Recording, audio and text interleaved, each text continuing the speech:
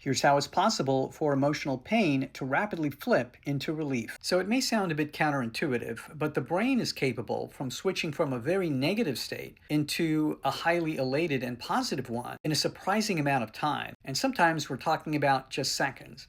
And the process that does this is called cognitive restructuring. So, after there's some sort of tragedy or loss, the ego is often damaged and it collapses into negative beliefs like, I'm broken, I'm nothing, I'm helpless, or I'm bad. And it's beliefs like this that can trap you in cycles of pain. But with cognitive restructuring, that cycle can be stopped. And you do that by creating a powerful experience in which you expose the negative belief to be completely false and you replace it in that moment with a positive and truthful belief. By the way, I'm Dr. Vijay Ram. I'm a cognitive scientist, and I help people become incredible thinkers and decision makers. If you're into this kind of thing, follow for more. So, cognitive restructuring comes in many forms, and the most common type is where people talk through their negative beliefs and use logic to reject the implications. But this can take a long time for the mind to be fully convinced that the belief is false. However, there are visual methods in which you can represent the negative belief visually, and those can be very powerful and work almost immediately. So that's the unique strength of many of the visual approaches in psychology. Most people aren't aware of them, and they're very powerful and fast compared to many of the talk-based analytical ones, especially when it comes to emotions.